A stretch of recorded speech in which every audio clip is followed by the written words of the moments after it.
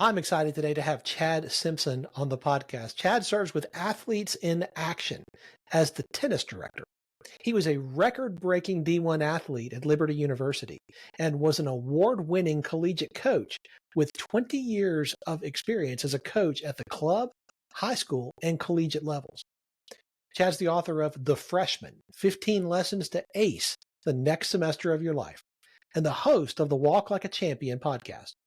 He also speaks to colleges, high schools, and nonprofits. Chad loves being married to his bride, Emily, and being a father to their 4 kids. Chad, I'm so glad you're here. Thanks for being on the show. Thanks for having me. I'm excited for this conversation, talk through leadership. Welcome to Catalytic Leadership, the podcast designed to help leaders intentionally grow and thrive. Here is your host, author and leadership and executive coach, Dr. William Attaway. I would love to start with your story. I'd love for you to share a little bit from that, particularly around your journey and your development as a leader. How did this whole thing get started?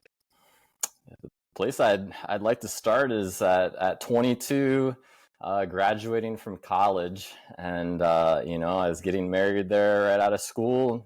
Needed to go get a job, and I had a small vision for my life. My dream at the time was just to be a little PE teacher and high school basketball coach, get $1,000 more a year, and they can't fire me after the end of the tenure or whatever. And so like that was my dream going out of college. And I'm just so thankful that God had a different picture. But the first job I was able to land out of college was as a small school athletic director and PE teacher. And this school I got hired at was just full of creativity, innovation. It really taught me to dream. And I always thought I wasn't creative. I got B in art class when I'm in 4th and 5th grade. And so I met a man in that season, and he kind of challenged me and said, about every 7 years or so, you're going to face this temptation to pursue a comfy cushion, or you can dare to be dangerous and take on the adventure. So there I was as a PE teacher, country club tennis coach. My dad was gearing up to retire. I had this comfy cushion right before me near my hometown.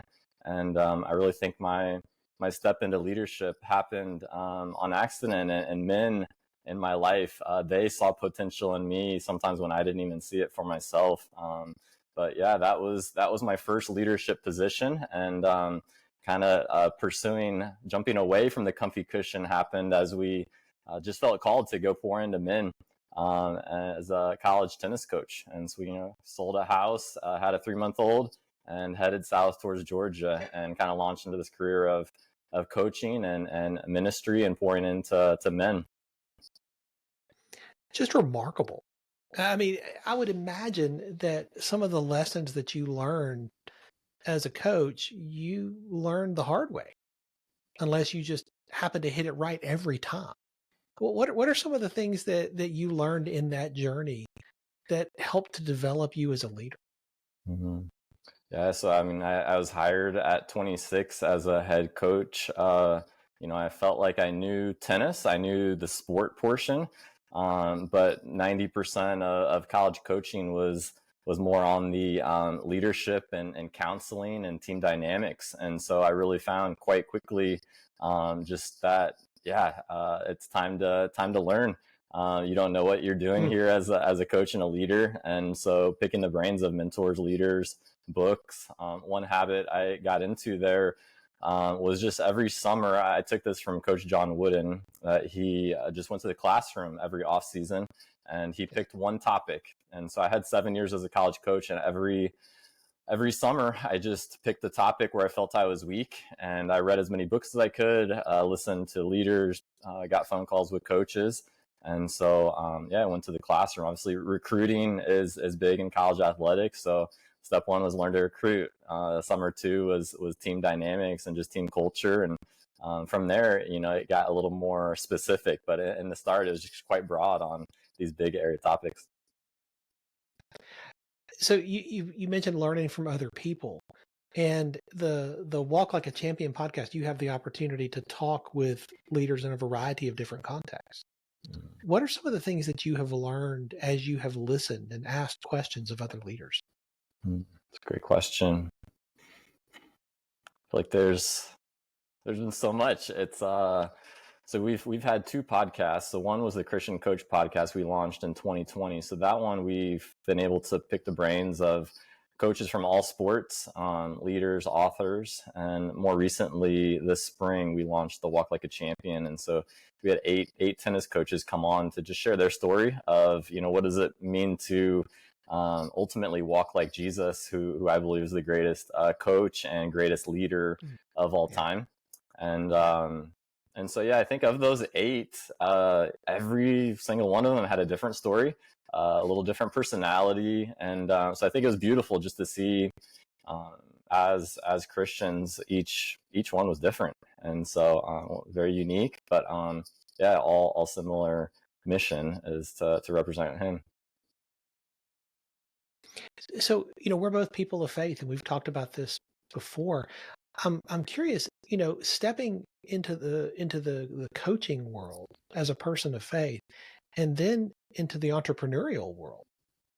Like, how do you integrate your faith into these components of your life? Have you had any challenges or struggles there? 100%. Yeah, there's been a lot of growth, I think, to try to figure it out. As at the core of who I am, I'm grateful that I serve a God that loves us and came to die for us and forgave us. And so to have that core belief and wanting others to embrace that, but realizing you can't just shove it down people's throat, and they're on their own timing, their own journey. And so I think I stepped into the coaching to think through, what can I do? How can I exemplify Christ to the best of my ability, knowing that mostly it's in owning my mistakes and confessing to those players that, like, I don't have it all together. And that's the essence of the gospel, is that we need help and we can't do it on our own.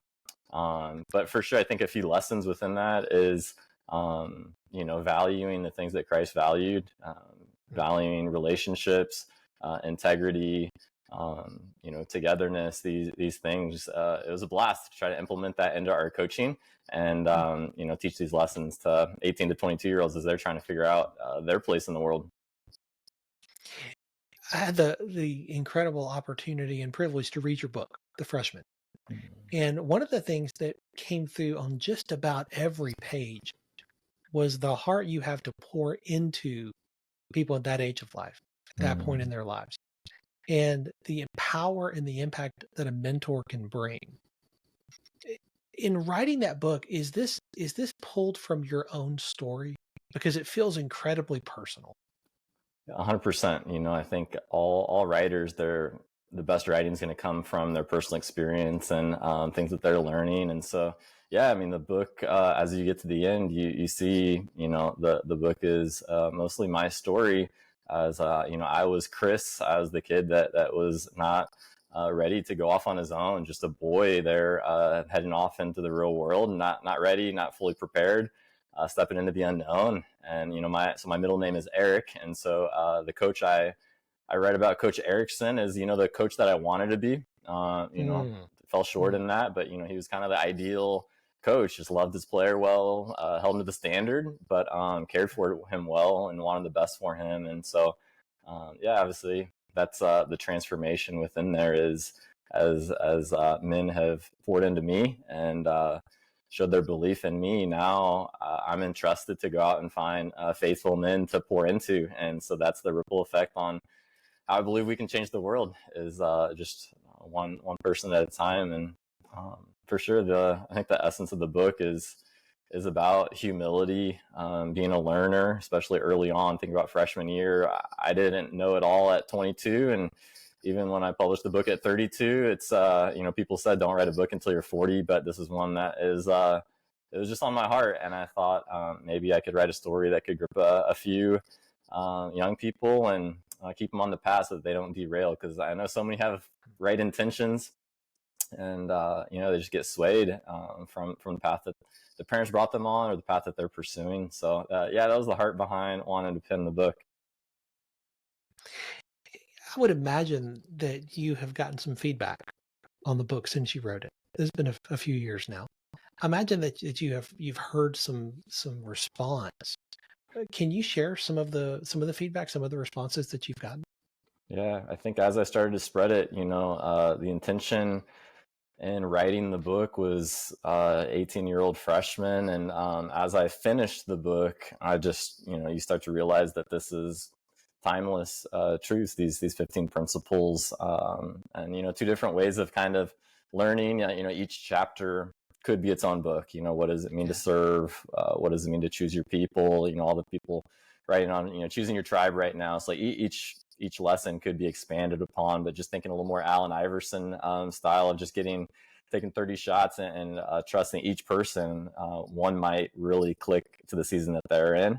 And so I think, that was the feedback I was surprised at, 60-year-old men in tears getting to the end of it, saying, hey, I remember my freshman year in college, and thank you for writing this book. Is kind of a renewed purpose for these men to think, this is my purpose in life. It's not just to consume and get mine. It's to serve. It's to pour into others. And I think that's the most fulfilling that I am when we're helping others rather than just myself. And so I think that's what connected with the audience here. It certainly had an impact on me. When I was reading it this week, it really took me back to my freshman year, when I had quite a few missteps, quite a few, like how old? I was 17 when I went to college, and the idea of giving a 17-year-old that kind of freedom is a little crazy now as a parent, right? And yet this is normative. And I wish that I had learned what I read in those pages when I was that age. Mm-hmm. It really made me think about that and reflect. And I'm getting a copy of this book for each one of my daughters because, one is in college, one's soon to be in college.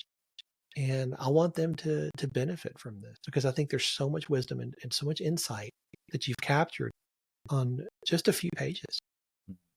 Thanks for that. That means a lot. And I think kind of the transforming of the character, I think that's the hope is that we can instill belief in someone like your daughter going off to school that you can do this. Here's a few tips and timeless ideas to help you on that path. But I think our heart just cheers for Chris, for him to grow up and step up and decide to not pursue himself and just put his name up, but say, I'm gonna give back. This is my mission in life now. Yeah. You touch on this in your book, but I'm curious how you would answer this. From a leadership perspective, our culture, our businesses, sometimes even our families have very clear definitions of success. What is shared as what the win is. This is the win. And if you don't do this, then you haven't won. How do you define success?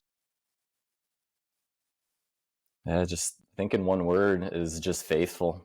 I've been processing that a lot recently, and what does success look like as a man, as a husband, in ministry or in business? And I think faithful is the word that keeps coming. I think being faithful will lead to being fruitful.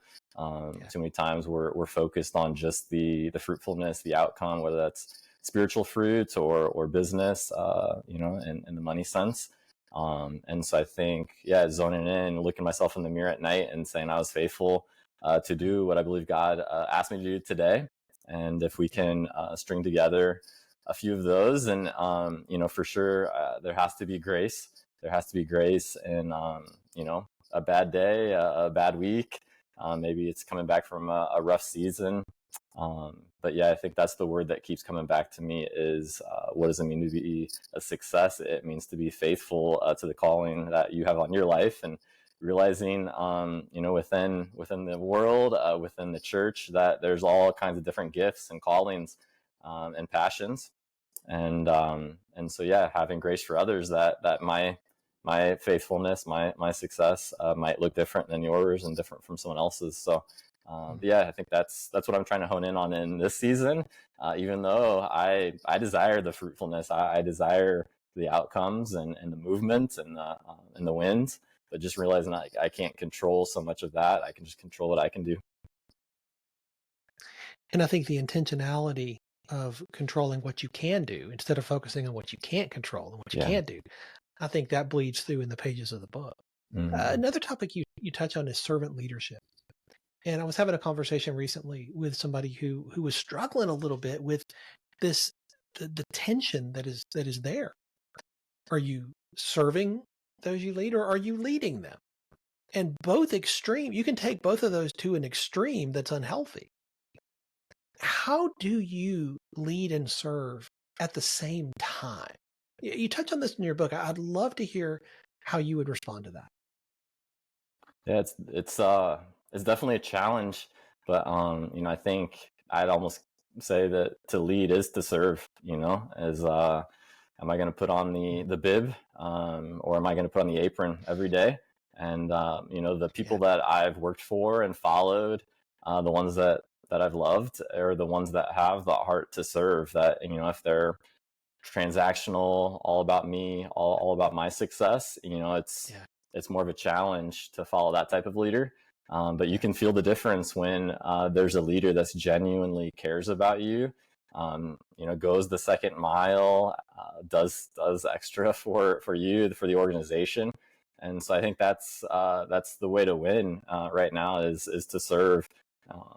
So yeah, I think obviously there's going to be hard conversations at times. As the leader, there's moments where you just have to make tough decisions, and I know in those moments it might not feel like the leader cares for you individually, but I think being called to serve the organization leads to some tough decisions at times. So I understand the tension, and I wrestle with that as well. Do you the work you do with leaders and the speaking and the teaching and the writing, do you encounter a significant portion of leaders that either are close to or have crossed over the line into burnout? Great question. Yeah, I think that's central. So my sphere of influence is right now with coaches. And I think since 2020, that opened up a lot of eyes, and the books of the ruthless elimination of hurry, and people focusing on taking a Sabbath day, a full day to rest. I think that really seemed to explode and resonate with a lot. And now here, the past 3 years, everyone's just jumped right back into this new world and continue to grind. And so, it seems like every semester there's coaches leaving the profession due to burnout, exhaustion, family pressures, want more time with family. And so, 100%. That's it's a battle right now, and I think trying to help breathe life into the coach. As from my story, I feel like I had 7 years as a small college coach, and I think the first 4 had a pretty drastic field in the last 3, I think trying to implement some of these things to breathe life, and just realizing like you can't pour out when your cup is empty. And I think that's been central to the coach is, what are you doing daily, weekly, annually to recharge the battery, refuel, to prolong it, and playing the long game.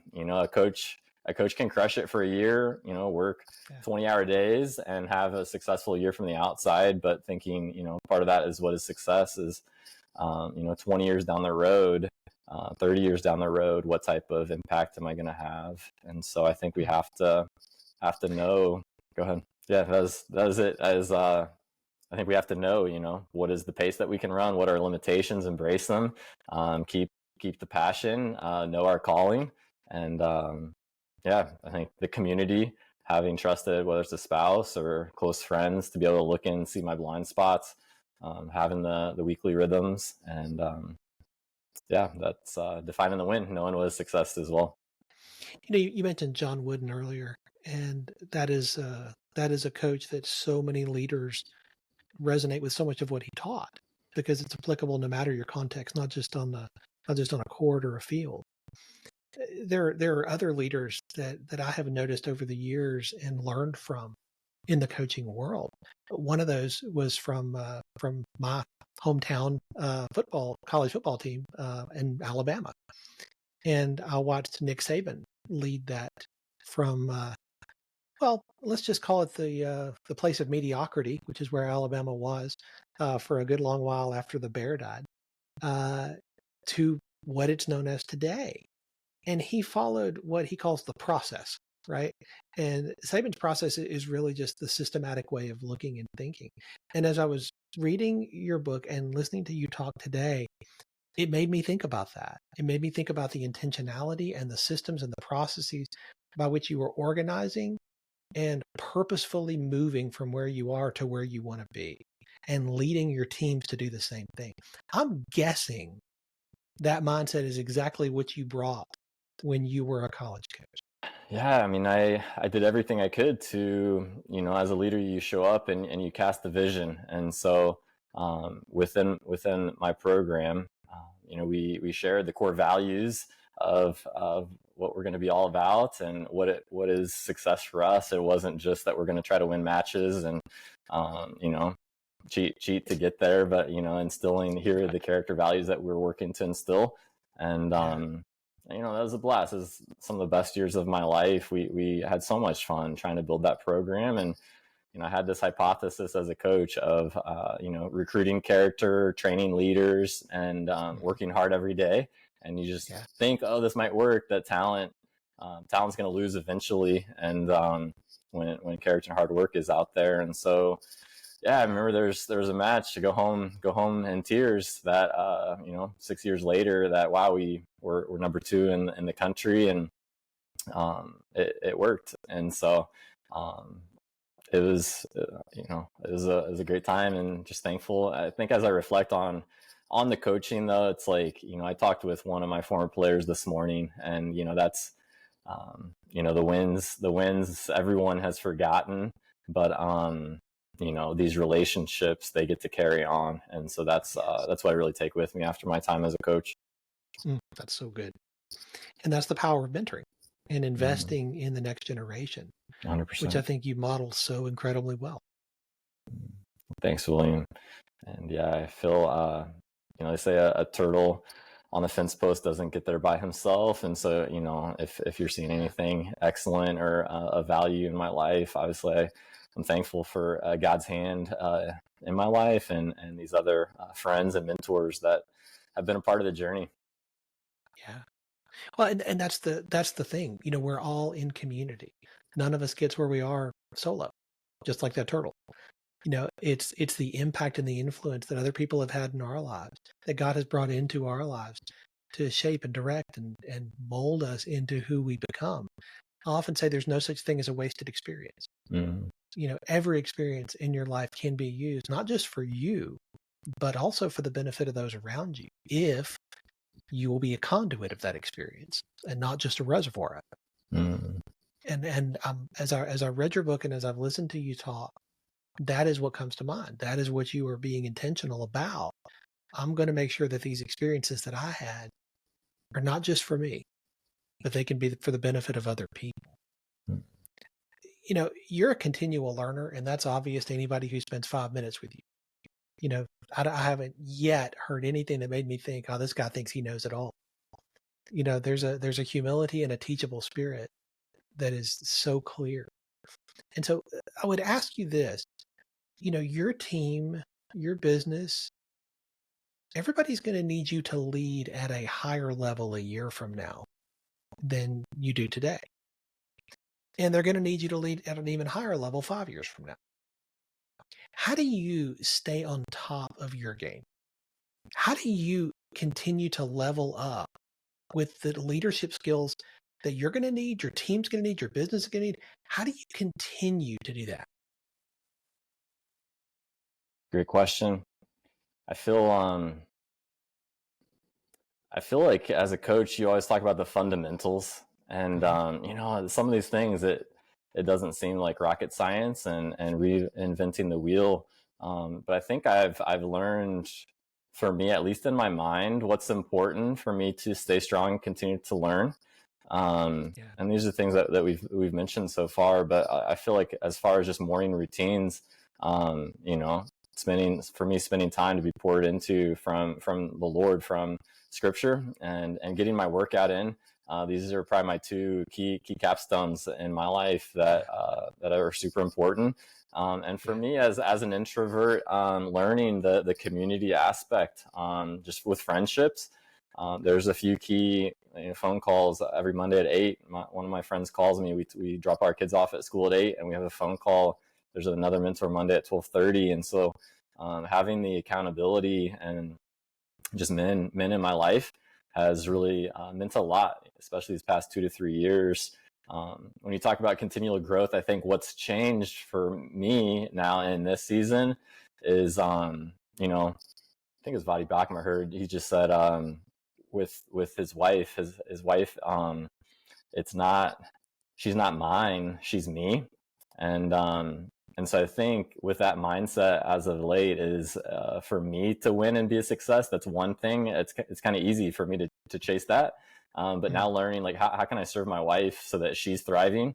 I think early in my 20s, early in coaching, I had the mindset of, as long as Emily, my wife, as long as she's like, okay, that's a win. And now I think I'm trying to look at it differently, to think, you know, what can I do? What can I sacrifice so that she's thriving in the season where we have 3 small kids and an 8-month-old at home.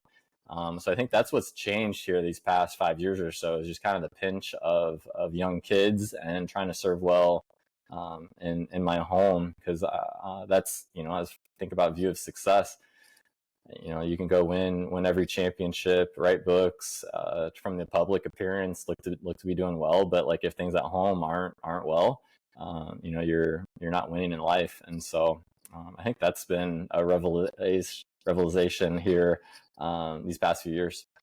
That's really good. As a continual learner, I'm guessing that you consume a lot of information, whether it's podcasts or books or audiobooks. Is there a book that you've read that has made a big difference in your journey that you would recommend to every leader listening, no matter where they are? If you haven't read it, this is one you got to read. Yeah, that's challenging. There's been so many. The first one that comes to my mind is Leaders That Last. Leaders That Last was a really good one. I think I read at 22 or 23. I'm forgetting even the name of the author. Yeah, I think Saban Sinek. Yeah, I think there's a different one. I'll email you it. But yeah, Leaders That Last. Yeah, he goes through just thinking, it's really written by a man that's 80.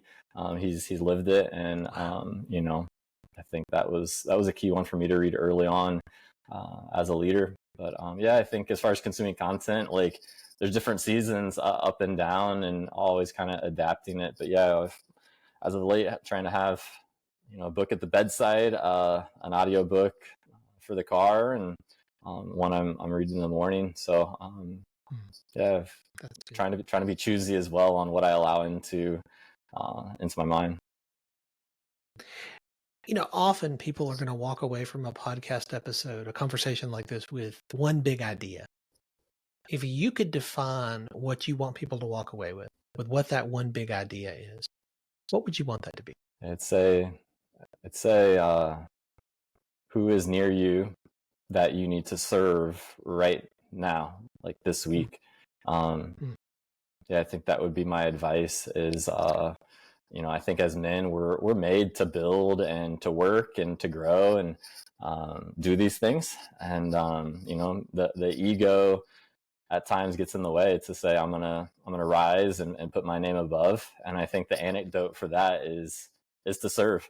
And so I think as we serve, we chop away at that life that we're trying to build, the name that we're trying to build. So yeah, just encouraging a listener to, you know, are you serving in your home? Are you serving your neighbor? Who can you help this week? That's such great advice, Chad. You know, I appreciate so much your willingness to be transparent and authentic with what you've learned so far in your journey. And I think you're not done yet. I think God has much in store for you in the years ahead. If people want to stay connected with you, and I'm sure they will, and continue to learn from you, what is the best way for them to do that? Yeah, right now, just on Instagram, using that as Instagram and LinkedIn. So I'm trying to get off of social media as much as possible. But yeah, I think that's where they can find me. And we can put the email in the show notes if I can ever do anything to have a phone call, be an encouragement. That's my role right now, is to be there for friends and have these conversations about life. That's fantastic. Well, I appreciate the encouragement you've brought into my life and that you will bring into my daughter's lives. Thank you for writing that book and for sharing so much of your journey. Oh, thanks so much, William. I appreciate you having me, and the super kind words that you'd allow your daughters to be influenced by this story. Thanks for joining me for this episode today. As we wrap up, I'd love for you to do two things. First, subscribe to this podcast so you don't miss an episode. And if you find value here, I'd love it if you would rate it and review it. That really does make a difference in helping other people to discover this podcast. Second, if you don't have a copy of my newest book, Catalytic Leadership, I'd love to put a copy in your hands. If you go to catalyticleadershipbook.com, you can get a copy for free. Just pay the shipping so I can get it to you, and we'll get one right out. My goal is to put this into the hands of as many leaders as possible. This book captures principles that I've learned in 20 plus years of coaching leaders in the entrepreneurial space, in business, government, nonprofits, education, and the local church. You can also connect with me on LinkedIn to keep up with what I'm currently learning and thinking about. And if you're ready to take a next step with a coach to help you intentionally grow and thrive as a leader, I'd be honored to help you. Just go to catalyticleadership.net to book a call with me. Stay tuned for our next episode next week. Until then, as always, leaders, choose to be catalytic. Thanks for listening to Catalytic Leadership with Dr. William Attaway. Be sure to subscribe wherever you listen to podcasts so you don't miss the next episode. Want more?